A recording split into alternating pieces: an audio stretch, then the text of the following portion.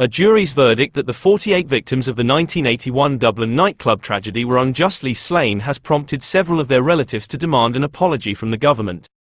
Following 11 days of discussion, the jury in the inquests rendered their decision. In court, family members cheered and applauded it. When the fire started, some 800 people were at a Valentine's Day disco.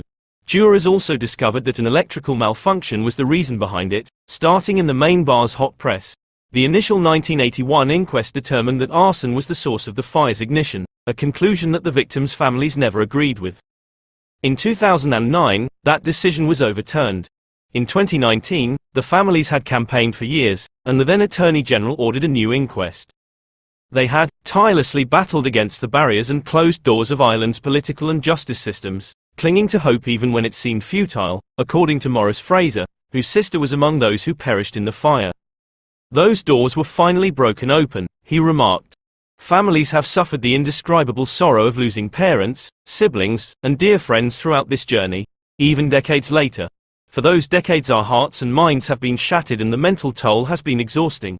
Now I think it's time that the Irish state actually apologizes to each and every one of us for the systematic abuse we've been put through, stated Alison Croker, whose sister Jacqueline was one of the victims.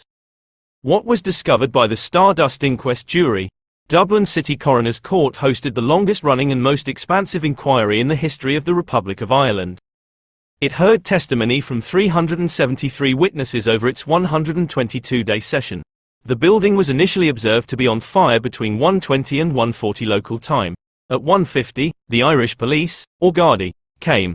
The nightclub ceiling height and items found in the bar, such as the wall-mounted carpet tiles, were determined by the jury to have played a role in the fire.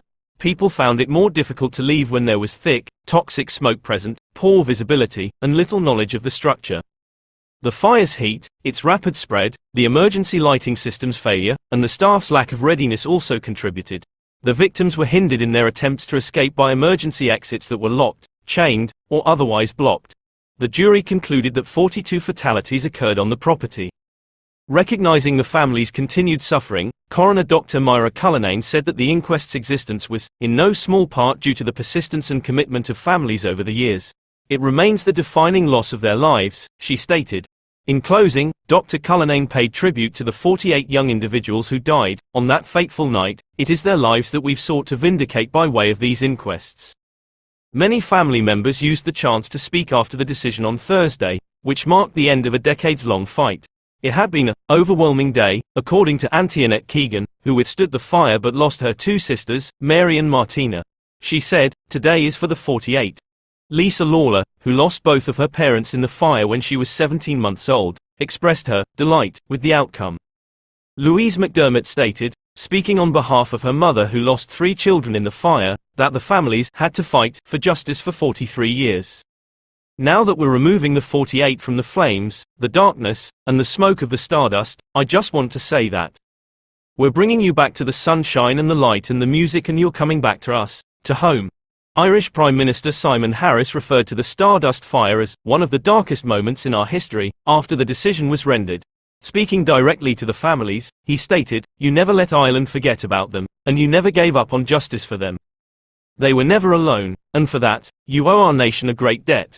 The verdict is of the deepest importance for all those whose lives were so irreparably altered by that most appalling of days," according to Irish President Michael D. Higgins. A vindication of the fight of those relatives, he continued, was the verdict. Justice, according to Sinn Féin President Mary Lou MacDonald, has long been overdue.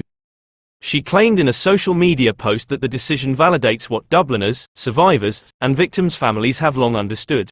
The Irish Justice Minister, Helen McEntee, described it as a landmark day, and expressed her hope that it would provide some solace to the relatives of the fire victims. The administration will now consider the verdict and recommendations of the jury, according to Ms. McEntee. In the Stardust fire, who perished? The fire was the biggest fire disaster in the state of Ireland's history. 3 of the victims were from Northern Ireland: Susan Morgan from Londonderry, Robert Hillick from Belfast, and James Miller from Belfast. The majority of the victims were from Artane, Coolock, and other sections of North Dublin. The fire also caused 200 more injuries. 83% of the attendees at the disco on the tragic night were younger than the legal drinking age of 21.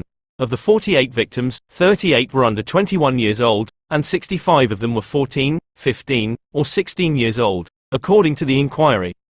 Some of the victims' bodies were discovered clustered around locked emergency exit doors or doors with chains covering them that seemed to be locked. The chief doorman came up with the notion, according to Eamon Butterley, 78, the former manager of the Stardust, who said at the inquest that he decided the venue's exit doors should be sealed until midnight. Locking the doors was forced on me by the fact a large number of people were getting in for free due to the actions of their friends who were opening exit doors from the inside, Mr. Butterley said in his statement from October 1981.